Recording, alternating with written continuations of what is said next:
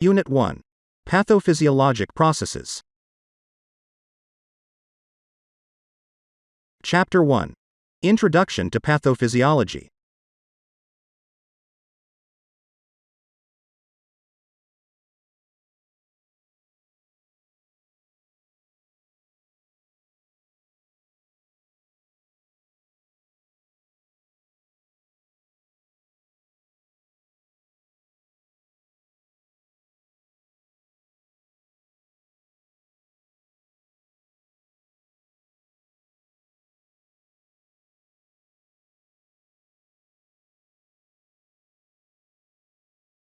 Pathophysiology derives from the intersection of two older, related disciplines: pathology, from pathos, suffering, and physiology, from physis, nature. Pathology is the study and diagnosis of disease through examination of organs, tissues, cells, and bodily fluids. Physiology is the study of the mechanical, physical, and biochemical functions of living organisms. Together, as pathophysiology, the term refers to the study of abnormalities in physiologic functioning of living beings. Pathophysiology seeks to reveal physiologic responses of an organism to disruptions in its internal or external environment. Because humans exhibit considerable diversity, healthy structure and function are not precisely the same in any two individuals. However, discovering the common and expected responses to abnormalities in physiologic functioning is useful, and it allows a general prediction of clinical progression, identification of possible causes, and selection of interventions that are most likely to be helpful. Thus, pathophysiology is studied in terms of common, or classic, presentations of disorders. Historically, descriptions of diseases were based on observations of those individuals who attracted medical attention because they exhibited abnormal signs or complained of symptoms. Over time, cases with similar presentations were noted and treatments that had been successful before were used again. In some cases, similarities among individuals pointed to possible common causes. With the advent of more sophisticated measurements of physiologic and biochemical function, such as blood pressure measurements, blood chemistry values, X-ray images, and DNA analysis, the wide variability in the expression of diseases and disorders in the population became apparent, as did the opportunity to discover diseases at earlier stages, before they were clinically obvious. Screening programs that evaluated large segments of the population revealed the complexity and diversity of disease expression, even in persons with the same genetic defect. Thus, although the study of pathophysiology is necessarily a study of the usual and expected responses of the body to a given disruption, individuals often vary significantly from a classic presentation, making the diagnostic process complex and challenging. Advances in genomic and epigenomic characterization, innovative technologies, and revolutionary approaches to the analysis of genetic variation and function have made studies and treatments possible that were not even imaginable just a few years ago. As a result, definitions of the living world have been virtually transformed and permeate every branch of biological science. Benefits of this new biology include a deeper understanding of evolution, greater insights into immune mechanisms, and advances against cancer and AIDS. Genetic manipulation also raises sensitive and complex ethical and moral questions that did not exist half a century ago. Scientists are able to experiment with genetic manifestations and their mechanisms of action, dramatically altering medical practice, especially the management of inherited diseases. New capabilities have led to experimental treatments such as gene therapy, molecular surgery powerful enough to cure and alter the next generation. The study of pathophysiology assumes even greater significance as genetic research shows fresh insights and hopeful new treatments for human diseases. Pathophysiology examines disturbances of normal mechanical, physical, and biochemical functions, either caused by a disease or resulting from a disease or abnormal syndrome or condition. For example, the study of a toxin released by a bacterium has evolved from the science of infectious diseases, as well as the harmful effects of that toxin on the body, with one possible result being sepsis. Another example is the study of the chemical changes that take place in body tissue as the result of inflammation. Although individual study of specific diseases undertaken in medical pathology textbooks helps students identify subtle differences between similar diseases, the study of pathophysiology is dynamic and conceptual, seeking to explain processes and relationships common to a number of pathologies. For example, the pathophysiology of inflammation, hypotension, fluid volume deficit, hypoxia, and ischemia is important to the understanding of a large number of different pathologies, but each separate process is not necessarily a specific disease. Pathophysiology includes 4 interrelated topics: etiology, pathogenesis, clinical manifestations, and treatment implications, the framework used throughout this textbook. Specific diseases will be used as illustrative examples of conditions in which particular pathophysiologic processes may occur. Framework for pathophysiology. Etiology. Etiology, in its most general definition, is the study of the causes or reasons for phenomena. A description of etiologic process includes the identification of those causal factors that, acting in concert, provoke a particular disease or injury. When the cause is unknown, a condition is said to be idiopathic. If the cause is the result of an unintended or unwanted medical intervention, the resulting condition is said to be iatrogenic. Most disorders are multifactorial, having several different etiologic factors that contribute to their development. For example, coronary heart disease is a result of the interaction of genetic predisposition, diet, exposure to cigarette smoke, elevated blood pressure, and perhaps numerous other lifestyle and hormonal factors acting in concert.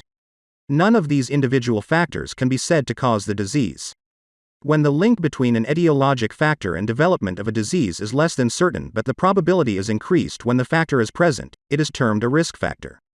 The identification of risk factors is important for disease prevention, and various levels of prevention provide a focus for the epidemiology section at the end of this chapter. Some diseases are closely linked with etiologic factors, such that they are said to be the causative agents in the disease.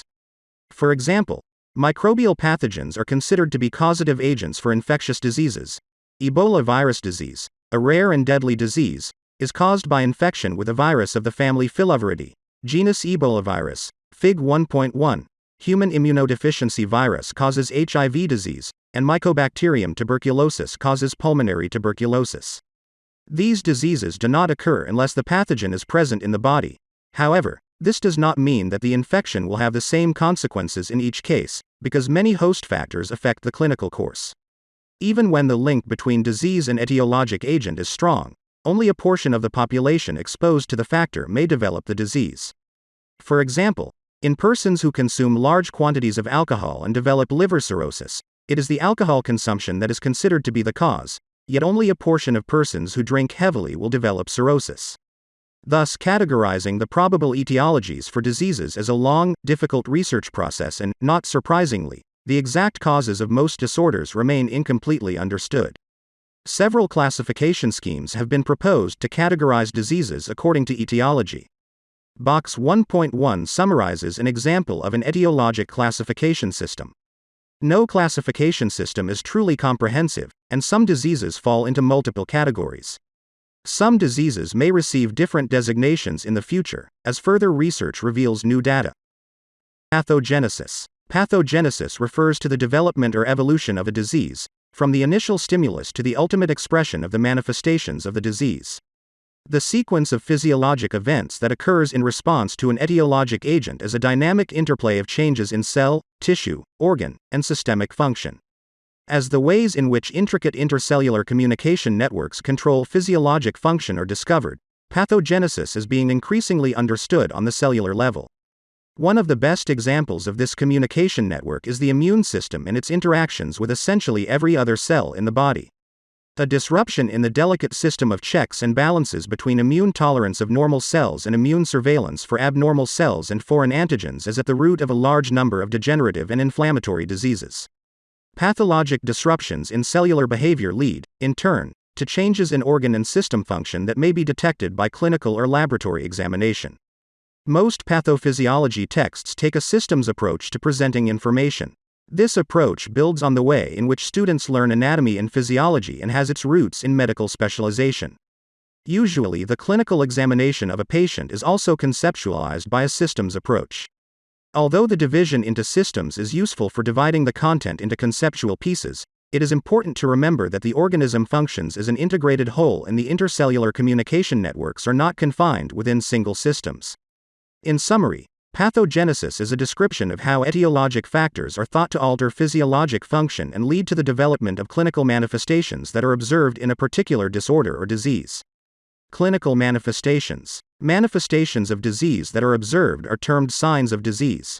Such objective data may be gathered by clinical examination or by biochemical analysis, diagnostic imaging, and other laboratory tests.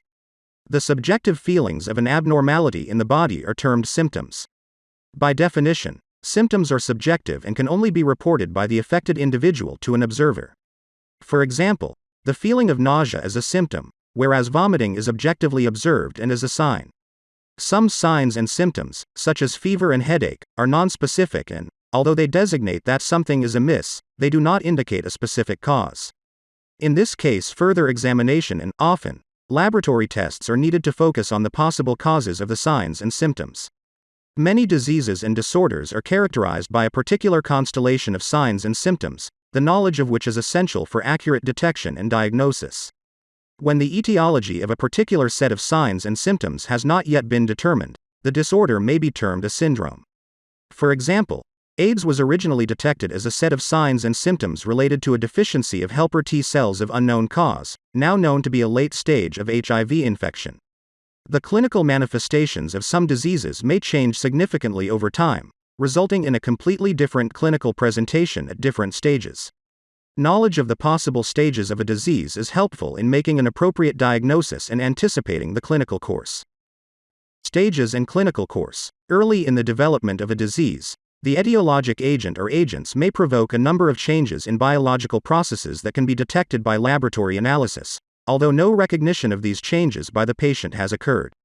The interval between exposure of a tissue to an injurious agent and the first appearance of signs and symptoms may be called a latent period or, in the case of infectious diseases, an incubation period. The prodromal period, or prodrome, refers to the appearance of the first signs and symptoms indicating the onset of a disease. Prodromal symptoms often are nonspecific, such as headache, malaise, anorexia, and nausea.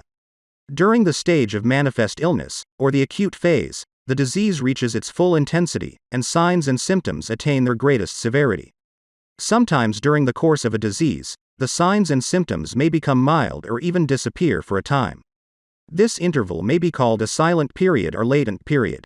For example, in the total body irradiation syndrome, a latent period may occur between the prodrome and the stage of manifest illness.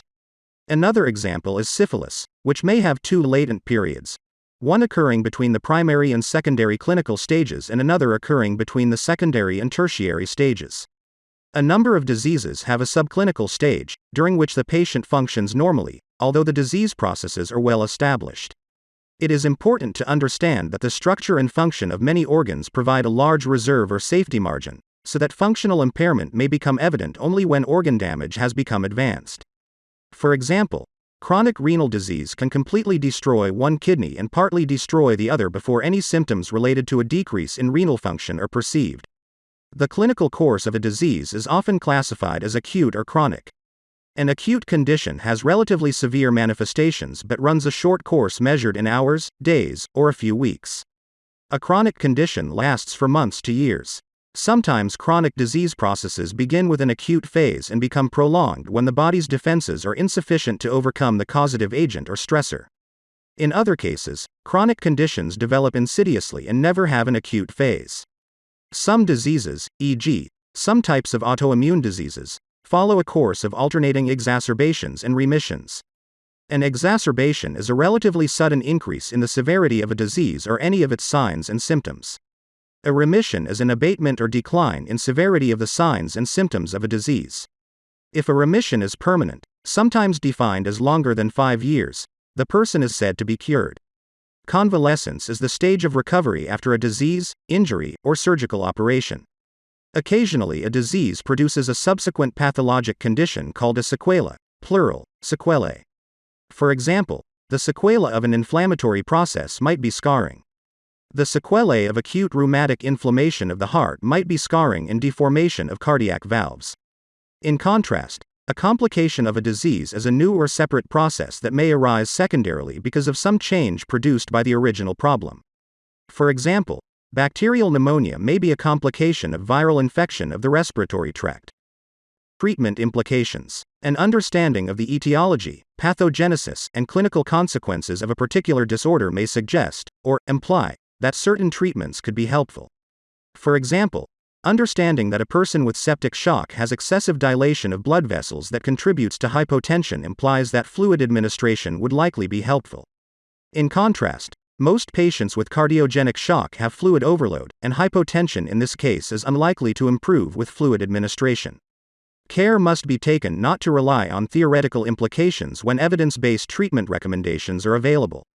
When subjected to evaluation by rigorous randomized clinical trials, many treatments that seem as though they should help based on pathophysiology fail to pass the test of application. The treatment implications discussed in pathophysiology texts usually are general statements rather than specific prescriptions. For example, the pathophysiology of heart failure is characterized by fluid overload, which implies that diuretic therapy would be useful. However, the exact selection of a drug and the dosing schedule would depend on a number of factors particular to the individual patient. Specific treatment recommendations are beyond the scope of a pathophysiology text and can be found in pharmacology and clinical practice textbooks. Key points. Pathophysiology includes 4 interrelated topics: etiology, pathogenesis, clinical manifestations, and treatment implications. Etiology refers to study of the proposed cause or causes of a particular disease process. Etiology is a complex notion because most diseases are multifactorial, resulting from interplay between genetic constitution and environmental influences. Pathogenesis refers to the proposed mechanisms whereby an etiologic stimulus leads to typically observed clinical manifestations. Pathogenesis describes the direct effects of the initiating event, as well as the usual physiologic responses and compensatory mechanisms. Clinical manifestations describe the signs and symptoms that typically accompany a particular pathophysiologic process. Manifestations may vary depending on the stage of the disorder, individual variation, and acuity or chronicity. An understanding of the etiology, pathogenesis, and clinical consequences of a particular disorder implies that certain treatments may be helpful. Concepts of normality in health and disease.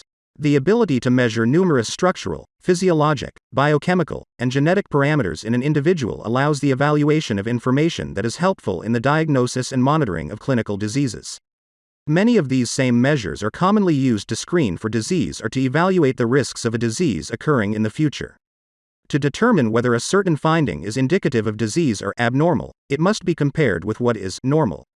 The obviousness of this statement belies the difficulty in determining what is normal and the degree of deviation from normal that would be considered abnormal. Many clinical parameters are evaluated by direct observation by the examiner. Skin color and warmth, quality of pulses, briskness of pupil reactions to light, mental acuity, muscle strength, joint mobility, heart sounds, lung sounds, bowel sounds, balance, psychological affect, and level of consciousness are but a few examples of assessments that are subjectively interpreted based on the examiner's observations. Deciding whether a clinical finding is normal, a normal variation, or an abnormality indicative of a disorder is essential. Reliability of data obtained from observation is dependent on the examiner's skill and experience. Often the clinical examination is not sufficient to determine definitively the underlying pathophysiologic processes, and diagnostic testing is undertaken to provide more information. Statistical normality. Some of the variables that are measured to diagnose disease are relatively easy to declare as normal or abnormal because they occur in only 2 states. For example, a bone is either broken or not broken on X-ray examination. However, most diagnostic variables occur in the population according to a bell curve, or normal distribution. This means that a large enough sample taken from the population should give a good estimate of the range of values in the population. Statistics are often used to determine the standard deviation of the variable in question, and then a normal range is suggested as the mean plus or minus 2 standard deviations. This means that 95% of the values in the population are expected to fall in the normal range and 5% will be either higher or lower, Fig 1.2. The population, chosen to serve as the normal reference population, must be carefully selected to represent the individual to be tested for disease, because many variables are influenced by age and gender. For example, bone density can be measured in the population by radiologic imaging, and then a mean and standard deviation can be calculated. Women typically have lower bone density than men, and older women have lower bone density than younger women.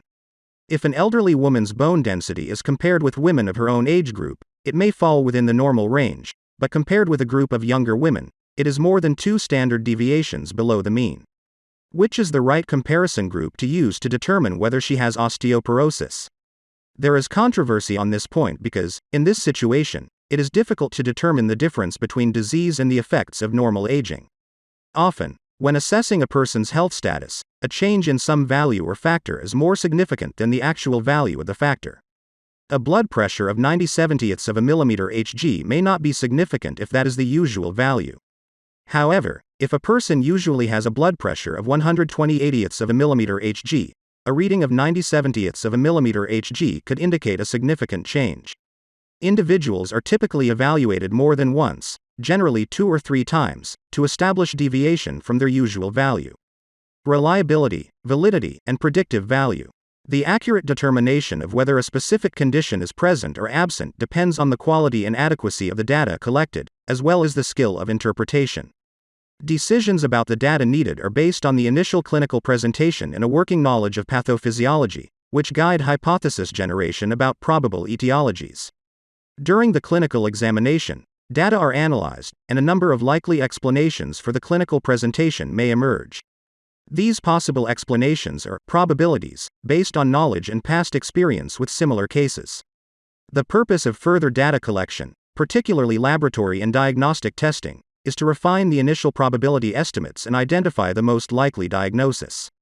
The success of this approach depends on the selection of appropriate tests based on the pretest probabilities, as well as on the validity, reliability, and predictive value of the tests. Validity, or accuracy, is the degree to which a measurement reflects the true value of the object it is intended to measure. For example, a pulse oximeter is designed to measure arterial oxygen saturation, and the closeness of the reading to a direct measurement of oxygen saturation in an arterial blood sample reflects its accuracy. Reliability, or precision, is the ability of a test to give the same result in repeated measurements. An instrument or laboratory test can be reliable, yet inaccurate. Repeated measurements with the pulse oximeter could give the same result each time, but if those values are significantly different from the gold standard of an arterial blood sample, the oximeter data would have poor validity. Some measurements vary according to the reagents and laboratory methods used. For example, prothrombin time, PT, is sensitive to the reagent used. In one method of determining PT, the reagent, a substance composed of thromboplastin and calcium, is added to decalcified plasma to create a reaction resulting in clot formation. The point is then determined by measuring the length of time it takes for clotting to occur after this reagent is added and compared with the normative average. Portions of the same blood sample sent to several different laboratories could return significantly different PT results. In fact, this is such a problem that laboratories now use a correction procedure to normalize the PT values across labs. The corrected PT value is reported as the International Normalized Ratio, INR, which has higher reliability than the PT. The predictive value of a test is the extent to which the test can differentiate between the presence and absence of a condition in an individual. The positive predictive value is an estimate of the probability that disease is present if the test is positive. The negative predictive value is an estimate of the probability that disease is absent if the test is negative. The predictive value of a test depends in part on the sensitivity and specificity of the test and in part on the probability of the disease being present before the test is obtained. Most tests are not perfectly specific and sensitive, so the results must be interpreted probabilistically in view of the diagnostic hypotheses being tested. Sensitivity and specificity are measures of how well a given test can discriminate between persons with and without a given condition. Sensitivity is the probability that the test will be positive when applied to a person with the condition. For example, if a kit for testing a throat swab for the presence of streptococcal infection has a sensitivity of 80%, then 20% of a group of people with streptococcal throat infection would erroneously test negative for the condition, false negative rate. Another example is the blood test for HIV antibodies, which has a sensitivity of 99% and would fail to detect the condition in only 1% of a group of individuals who had HIV antibodies in their blood. Specificity is the probability that a test will be negative when applied to a person who does not have a given condition. If the streptococcal throat swab kit has a specificity of 95%, then 5% of those tested who do not actually have the condition would erroneously test positive, false positive rate. The importance of evaluating the accuracy and precision of data is paramount because inappropriate diagnoses and clinical management could occur if decisions are predicated on invalid or unreliable data. The positive predictive value of a test is improved when sensitivity and specificity are high and the test is applied to individuals who have a high probability of having the condition being tested. If the likelihood of a condition in the population being tested is low, e.g., a 2% prevalence rate, then a positive result in a test with 99% specificity and 99% sensitivity would only have a 67% positive predictive value. This means that testing low likelihood or low risk individuals would produce a high percentage of false positive results, 33% in the preceding example. Therefore, deciding who to test for a given condition based on the probability of the condition being present is as important as the sensitivity and specificity of the test. A good working knowledge of pathophysiology is necessary to generate the hypotheses that guide collection of appropriate data and facilitate the diagnostic process. Individual factors influencing normality. Variations in physiologic processes may be a result of factors other than disease or illness. Age, gender, genetic and ethnic background, geographic area, and time of day may influence various physiologic parameters.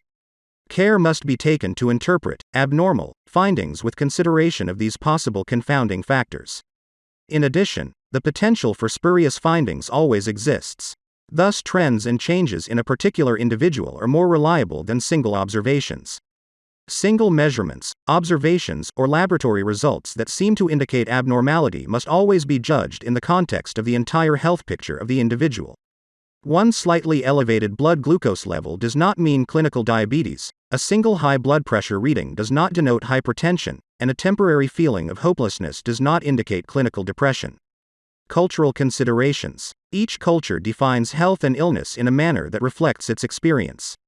Cultural factors determine which signs, symptoms, or behaviors are perceived as abnormal. An infant from an impoverished culture with endemic chronic diarrhea and a degree of malnutrition would be viewed as abnormal in a progressive culture, such as a well baby clinic in Sweden. Given cultural variations that affect definitions of normal and abnormal, the resulting pattern of behaviors or clinical manifestations affects what the culture labels as illness. Age differences. Many biological factors vary with age, and the normal value for a person at one age may be abnormal at another. Physiologic changes, such as hair color, skin turgor, tension, and organ size, vary with age. In general, most organs shrink. Exceptions are the male prostate and the heart, which enlarge with age. Special sensory changes, such as severely diminished near sight, high-tone hearing loss, and loss of taste discriminations for sweet and salty, are normal in an elderly adult and abnormal in a middle-aged adult or child. There are fewer sweat glands and less thirst perception in an elderly person than in a young adult or child. Elderly persons have diminished temperature sensations and can therefore sustain burn injuries from a heating pad or bathwater, because they do not perceive heat with the same intensity as do middle-aged adults. A resting heart rate of 120 beats per minute is normal for an infant but not for an adult. Gender differences. Some laboratory values, such as levels of sex and growth hormones, show gender differences. The complete blood cell count shows differences by gender in hematocrit, hemoglobin, and red blood cell, RBC, count. For example, the normal range of hemoglobin concentration for adult women is lower than that for adult men. For adult women, the normal hemoglobin range is 12 to 16 grams, 100 milliliters of blood, whereas for adult men the normal range is 13 to 18 grams, 100 milliliters of blood. There are also gender differences in the erythrocyte sedimentation rate, ESR. Normally, in males, the ESR is less than 13 millimeters per hour. It is slightly higher in females. There are differences by gender in creatinine values too. For females, the normal serum creatinine level is 0.4 to 1.3 milligrams per deciliter. For males, the normal range is 0.6 to 1.5 milligrams per deciliter. Research into gender differences also suggests that, on average, males snore more, have longer vocal cords, better daylight vision, and higher metabolic rates, and are more likely to be left-handed than females. Research suggests, too, that females and males may have different communication styles and respond differently to similar conditions. Situational differences. In some cases, a deviation from the usual value may occur as an adaptive mechanism, and whether the deviation is considered abnormal depends on the situation. For example, the RBC count increases when a person moves to a high altitude. The increase is a normal adaptive response to the decreased availability of oxygen at a high altitude and is termed acclimatization. A similar increase in the RBC count at sea level would be abnormal. Time variations. Some factors vary according to the time of day. That is, they exhibit a circadian rhythm or diurnal variation. In interpreting the result of a particular test, it may be necessary to know the time at which the value was determined. For example, body temperature and plasma concentrations of certain hormones, such as growth hormone and cortisol, exhibit diurnal variation. Reflecting fluctuation in plasma levels, the peak rate in urinary excretion for a particular steroid, 17-ketosteroid, occurs between 8 a.m. and 10 a.m. for persons who customarily rise early in the morning and is about 2 to 3 times greater than the lowest rate in the same people, which occurs between midnight and 2 a.m., usually during sleep. The urinary excretion of ions, e.g., potassium, also exhibits diurnal variation. Fig 1.3 illustrates circadian rhythms of several physiologic variables for persons living on a standard day active schedule. Key points. Determining whether clinical findings are normal, abnormal, or a normal variation is an essential, but often difficult, process in evaluating for the presence or absence of disease. Normal ranges for laboratory tests are typically defined as the mean plus or minus 2 standard deviations. Thus, 5% of the normal population may fall outside the normal range despite the absence of disease. Laboratory tests must be evaluated in concert with clinical information. The predictive value of a clinical test is the extent to which it can differentiate between the presence and absence of disease in an individual. Tests with high sensitivity and specificity generally have better predictive value. Variations in physiologic processes may be a result of factors other than disease or illness. Age, gender, genetic and ethnic background, geographic area, and time of day may influence various physiologic parameters. Trends and changes in a particular individual are more reliable than single observations. Patterns of disease in populations.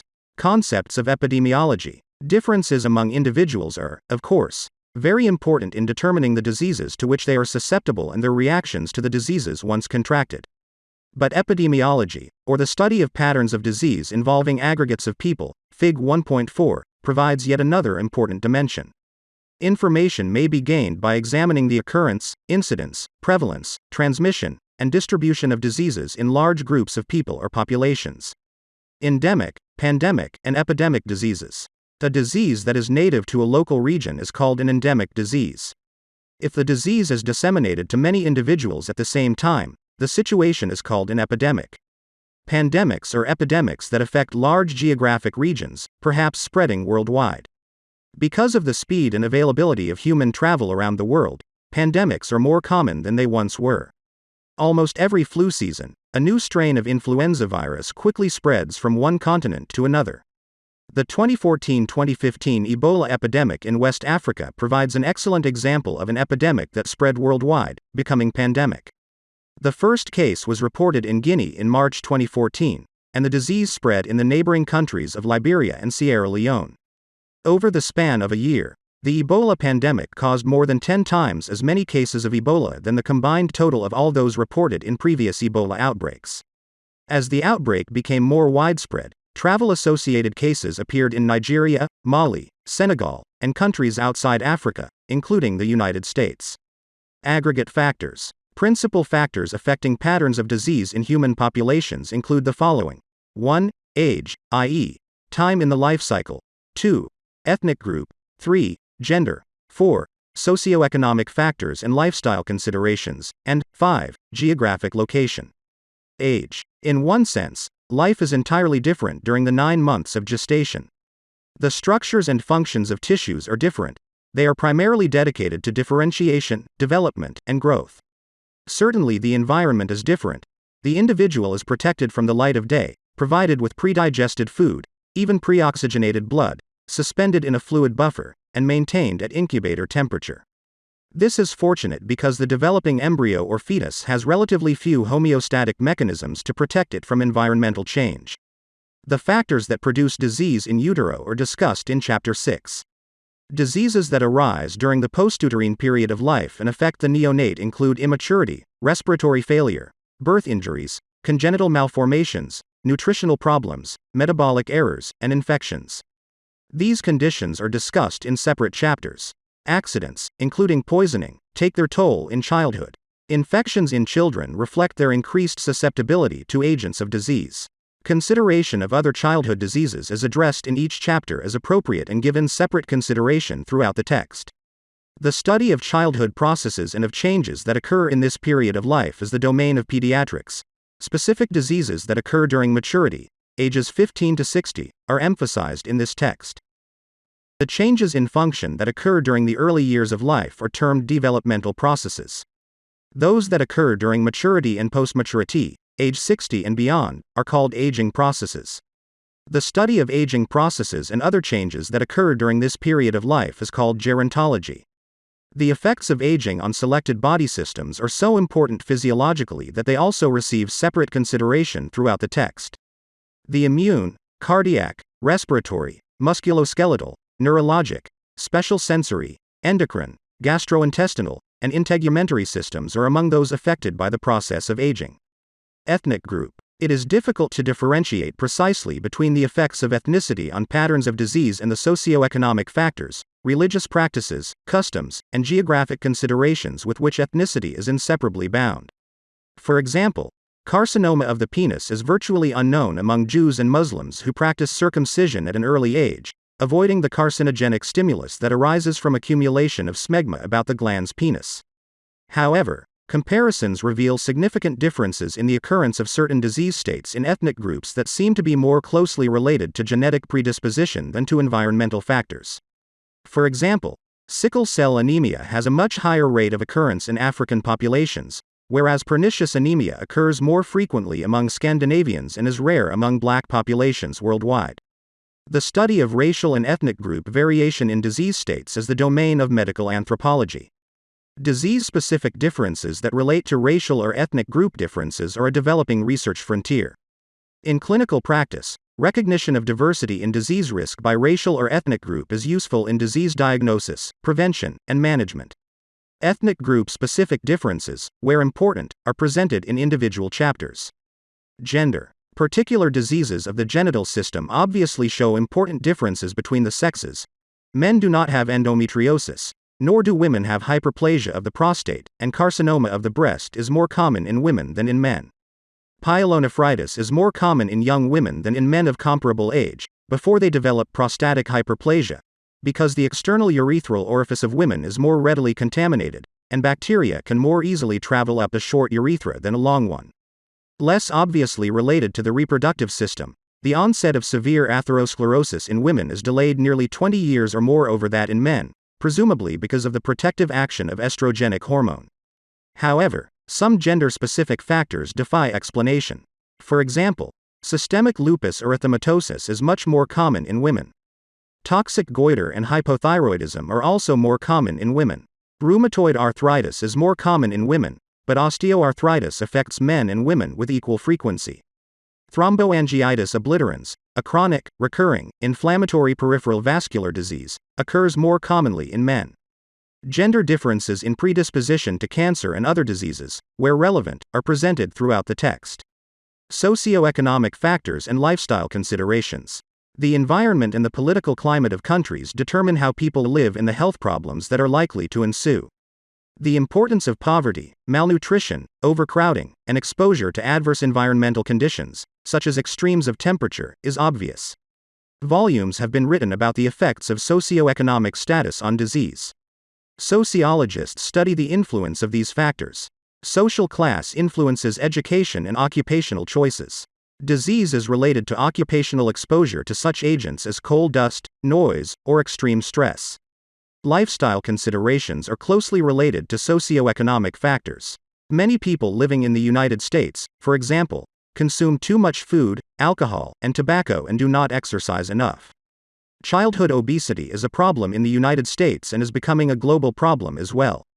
Arteriosclerosis, cancer, diseases of the kidney, liver, and lungs, and accidents cause most deaths in the United States. By contrast, people living in developing nations suffer and frequently die of undernutrition and infectious diseases. However, infectious disease is not limited to developing countries. The Centers for Disease Control and Prevention, CDC, estimates that 2 million people annually acquire infections while hospitalized, and 90,000 people die as a result of those infections. More than 70% of hospital-acquired infections have become resistant to at least one of the drugs commonly used to manage them, largely attributable to the overprescribing of antibiotics. Staphylococcus, the leading cause of hospital infections, is now resistant to 95% of first-choice antibiotics and 30% of second-choice antibiotics. Poor hand hygiene is considered the leading source for infections acquired during hospitalizations. Unfortunately, efforts to convince healthcare personnel to reduce transmission of infection through practices as simple as more frequent and thorough handwashing have met with only modest success.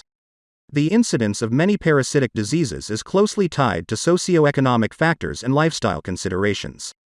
Worm infections, for example, are related to the use of human feces as fertilizer. In some areas, such as parts of Asia, Africa, and tropical America, the frequency of schistosomiasis, a parasitic infestation by blood flukes, is directly related to the widespread use of irrigation ditches that harbor the intermediate snail host. There is adequate opportunity for transmission of schistosomiasis because children often play in these ditches, and families wash their clothes in ditch water. Fig 1.5. Trichinosis, a disease caused by the ingestion of Trichinella spiralis, occurs almost entirely from eating inadequately cooked, infected pork. People who are fond of raw meat and inadequately cooked sausage are at highest risk. Education is often very effective in changing lifestyle patterns that contribute to disease. In Tokyo, for example, mass public education about minimizing the use of sodium, a common ingredient in most traditional Japanese cooking, has been effective in changing dietary practices. Examples of educational efforts directed at lifestyle modification in the United States are numerous. Anti-drug, anti-smoking, and pro-fitness messages fill the media and are prevalent on the internet. Choosing healthy alternatives over unhealthy ones is made easier through positive peer pressure and support groups. Geographic location. Patterns of disease vary greatly by geographic location. Certainly there is considerable overlap with ethnicity, socioeconomic factors, and lifestyle choices, but physical environment also is an important aspect. Obviously, frostbite in Antarctica and dehydration in the Sahara are examples of disorders that are more prevalent in specific geographic settings. However, important patterns of disease occur within individual countries. For example, the incidence and type of malnutrition vary tremendously by geographic region. Many diseases have a geographic pattern for reasons that are clear. For example, malaria, an acute and sometimes chronic infectious disease resulting from the presence of protozoan parasites within red blood cells, is transmitted to humans by the bite of an infected female Anopheles mosquito. The Anopheles mosquito can live only in certain regions of the world. Fig 1.6. Fungal diseases are both more common and more serious in hot, humid regions. But some infectious diseases are highly limited geographically for reasons that are not well understood. For example, Bartonellosis, which is also called carrion disease, is found only in Peru, Ecuador, Chile, and Colombia. This disease resembles malaria superficially in that the minute rickettsia-like organisms invade and destroy erythrocytes. Humans are infected by the bite of the sandfly. Although conditions in other parts of the world should be favorable for this disease, it remains limited geographically. Ebola was first discovered in 1976 near the Ebola River in what is now the Democratic Republic of the Congo. Since then, outbreaks have appeared sporadically in Africa. The natural reservoir host of Ebola virus remains unknown. However, on the basis of evidence in the nature of similar viruses, researchers believe that the virus is animal-borne and that bats are the most likely reservoir. 4 of the 5 virus strains occur in an animal host native to Africa. Taking a world view, there is widespread recognition of the importance of geographic factors in influencing human disease. For example, healthcare providers caring for Ebola patients and family and friends in close contact with Ebola patients are at the highest risk of getting sick because they may come in contact with infected blood or body fluids. Ebola also can be spread through direct contact with objects, like clothes, bedding, needles, syringes, sharps, or medical equipment, that have been contaminated with infected body fluids. Additionally, people can become sick with Ebola after coming in contact with infected wildlife. In Africa, Ebola may spread as a result of handling bushmeat, wild animals hunted for food, and contact with infected bats. The World Health Organization, WHO, and the National Institutes of Health, NIH, have been deeply concerned with geographic problems in disease. Consult WHO and NIH homepages on the World Wide Web for additional information. Web locations are provided on the Evolve website. Levels of prevention. The goal of healthcare should encompass much more than the prevention of illness. What is needed instead is some notion of positive health or physical wholeness that extends beyond the absence of ill health. The WHO defines health as complete physical, mental, and social well-being and not merely the absence of disease or infirmity. For some individuals, health implies the ability to do what they regard as worthwhile and to conduct their lives as they want. Aging and ill health are not synonymous, and many elders enjoy excellent health, even in the face of chronic disease. Fig 1.7. Epidemiologists suggest that treatment implications fall into categories called levels of prevention. There are 3 levels of prevention: primary, secondary, and tertiary. Primary prevention is prevention of disease by altering susceptibility or reducing exposure for susceptible individuals. Secondary prevention, applicable in early disease, i.e., preclinical and clinical stages, is the early detection, screening, and management of the disease. Tertiary prevention, appropriate in the stage of advanced disease or disability, includes rehabilitative and supportive care and attempts to alleviate disability and restore effective functioning. Primary prevention. Prolongation of life has resulted largely from decreased mortality from infectious disease. Primary prevention in terms of improved nutrition, economy, housing, and sanitation for those living in developed countries is also responsible for increased longevity. Certain childhood diseases, measles, poliomyelitis, pertussis, whooping cough, and neonatal tetanus, are decreasing in prevalence due to a rapid increase in coverage by immunization programs. More than 120 million children younger than age 5 in India were immunized against poliomyelitis in a single day in 1996.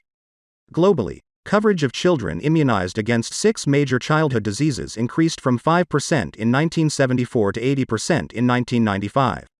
In 1985, Rotary International launched the Polio Plus program to protect children worldwide from the cruel and fatal consequences of polio. In 1988, the World Health Assembly challenged the world to eradicate polio. Since that time, Rotary International's efforts and those of partner agencies, including the WHO, the United Nations Children's Fund, the CDC, and governments around the world, have achieved a significant reduction in the number of polio cases worldwide. Although the partners had pledged to wipe out the polio virus by 2018, that would have meant that transmission of the virus would have to be stopped by the end of 2015. Because eradication may be certified by the WHO only 3 years after the last case. As of September 2015, 41 cases were reported, 32 in Pakistan and 9 in Afghanistan. Some of the strategies used in Nigeria, which ended polio as of 2015, are now being implemented in Pakistan. But violence against vaccinators remains a serious obstacle. The prevalence of cardiovascular diseases in developed countries, except those in Eastern Europe, is diminishing, thanks to the spread of health education and promotion. Infant and child death rates and the overall death rate are continuing to decrease globally. High school health education programs are other examples of primary prevention efforts. Primary prevention also includes adherence to safety precautions, such as wearing seatbelts, observing the posted speed limit on highways, and taking precautions in the use of chemicals and machinery. Violent crimes involving dangerous weapons must be stopped to achieve primary prevention of the traumatic or fatal injuries they cause. Environmental pollutants, such as benzene, mold, asbestos, and lead, poison the body's organs. Some experts fear the emergence of an epidemic of cancer attributable to the carcinogenic chemicals afflicting the environment. Public health measures to ensure clean food, air, and water prevent many diseases, including cancer.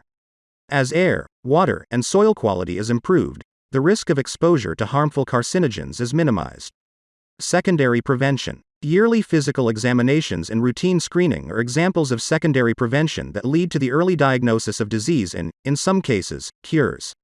The routine use of Pap smears has led to a decline in the incidence of invasive cancer of the uterine cervix. Also, more women are examining their own breasts monthly for cancer, thus earlier diagnoses are achieved. Prenatal diagnosis of certain genetic diseases is possible. New diagnostic laboratory techniques provide definitive information for the genetic counseling of parents. This information can aid in predicting chances of involvement or non-involvement of offspring for a given genetic disorder. Amniocentesis is a diagnostic technique that consists of removing a small amount of fluid from the amniotic sac that surrounds the fetus and analyzing the cells and chemicals in the fluid. Blood samples can also be obtained from the fetus by amniocentesis. The amniotic fluid and fetal blood are then studied to determine defects in enzymes, to ascertain gender, and to measure substances associated with defects in the spinal cord and brain. Tertiary prevention. Once a disease becomes established, treatment, within the context of traditional Western medicine, generally falls into one of the following two major categories: medical, including such measures as physical therapy, pharmacotherapy, psychotherapy, radiation therapy, chemotherapy, immunotherapy, and experimental gene therapy, and surgical. Numerous other subspecialties of medicine and surgery also have evolved to focus on a given organ or technique. In a clinical setting, a large array of professional caregivers provides rehabilitative and supportive tertiary prevention to the affected individual. Every professional brings the perspective of his or her discipline to the caregiving situation. Each makes clinical judgments about the patient's needs and problems and decides which goals and intervention strategies are most beneficial. Key points. Epidemiology is the study of patterns of disease in human populations. Diseases may be endemic, epidemic, or pandemic depending on location and the number of people affected. Aggregate factors such as age, ethnicity, gender, lifestyle, socioeconomic status, and geographic location are epidemiologic variables that influence the occurrence and transmission of disease in populations. Understanding the epidemiologic aspects of a disease is essential for effective prevention and treatment. Summary. Most people recognize what it is to be healthy and would define disease or illness as a change from or absence of that state. Under closer scrutiny, the concept of health is difficult to describe in simple, succinct terms. Correspondingly, the concepts of disease and illness also are complex. Environment, genetic constitution, socioeconomic status, lifestyle, and previous physical health all affect the timing and ultimate expression of disease in individuals. Because humans exhibit considerable diversity, healthy structure and function are not precisely the same in any two individuals. By discovering common and expected patterns of responses to abnormalities, general prediction of etiology, pathogenesis, clinical manifestations, and targeted levels of prevention and intervention becomes possible.